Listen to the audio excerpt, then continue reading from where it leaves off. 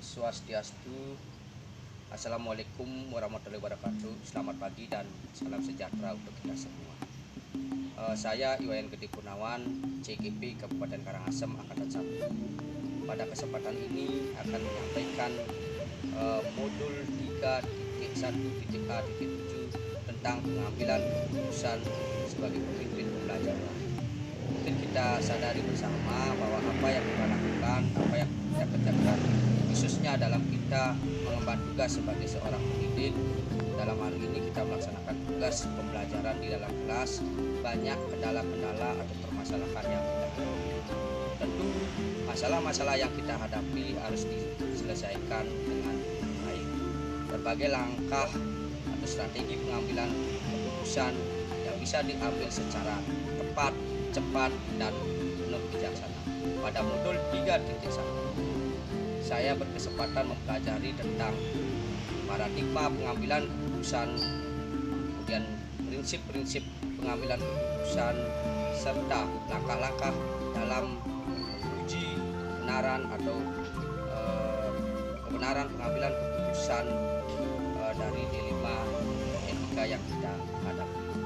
4 paradigma dilema etika, diantaranya yang pertama, individu lawan masyarakat, yang kedua, rasa keadilan lawan rasa kasihan, ketiga, kebenaran lawan kesetiaan, dan yang keempat, jangka pendek lawan jangka panjang.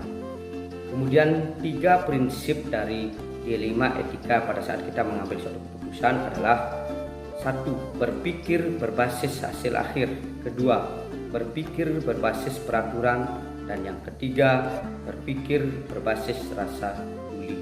Langkah dalam pengambilan dan menguji keputusan dalam situasi dilema etika bisa dilakukan, yaitu 1. Menggali atau mengenali bahwa ada nilai-nilai yang saling bertentangan dalam situasi tersebut. Kemudian yang kedua, menentukan siapa yang terlibat dalam situasi tersebut. Ketiga, kumpulan fakta-fakta yang relevan dengan situasi tersebut. Kemudian yang keempat, melakukan pengujian benar atau salah. Nah, dalam pengujian ini yaitu bisa dilakukan melalui uji legal, kemudian uji regulasi, yang selanjutnya uji intuisi, kemudian uji halaman depan koran, dan uji panutan atau idola. Kemudian yang kelima, melakukan pengujian paradigma benar lawan benar. Nah, di sini dapat memilih dari 4 paradigma yang saya sebutkan tadi, yaitu memilih salah satu 4 paradigma dilema etika tersebut. Kemudian yang keenam, melakukan prinsip resolusi. Nah, di sini juga bisa memilih salah satu dari 3 prinsip penyelesaian dilema yang sudah saya sebutkan tadi.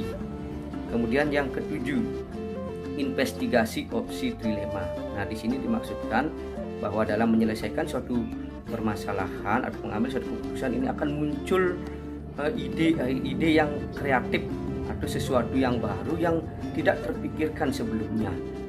Kemudian setelah itu baru kita mengambil atau menarik suatu keputusan terhadap permasalahan yang kita hadapi. Setelah mengambil suatu keputusan, selanjutnya yang ke-9, kita melakukan refleksi terhadap keputusan yang kita ambil. Nah, itu kembali diingat bahwa di dalam kita mengambil suatu keputusan terhadap permasalahan yang kita hadapi, tentunya kita tetap harus menganalisa tingkat permasalahan, khususnya dalam kita posisi sebagai pemimpin pembelajaran di kelas. Tentu kita harus mengklasifikasikan masalah yang kita hadapi. Apakah masalah tersebut tergolong ringan atau kategori sedang ataukah kompleks. Nah, tentu dalam pengambilan keputusan kita jangan sampai nanti mengambil keputusan yang keliru. Tentunya harus tetap yang pertama bisa dikomunikasikan terlebih dahulu dengan pihak-pihak terkait, misalnya dengan siswa itu sendiri, kemudian dengan kalau ada kaitannya dengan rekan guru, kita komunikasikan dengan rekan guru, kemudian dengan kepala sekolah, atau mungkin dengan orang tua siswa tersebut, bahkan mungkin kalau memang diperlukan dari pihak komite maupun pengawas binaan yang membina kita di sekolah tersebut. Tentunya dalam pengambilan keputusan yang kita akan lakukan khususnya dalam proses pembelajaran jangan sampai nanti dapat merugikan salah satu pihak, sehingga keputusan yang kita ambil menyesuaikan dengan permasalahan bisa cepat, tepat, dan penuh bijaksana. Baik, itu yang bisa kami sampaikan, kurang lebihnya mohon maaf.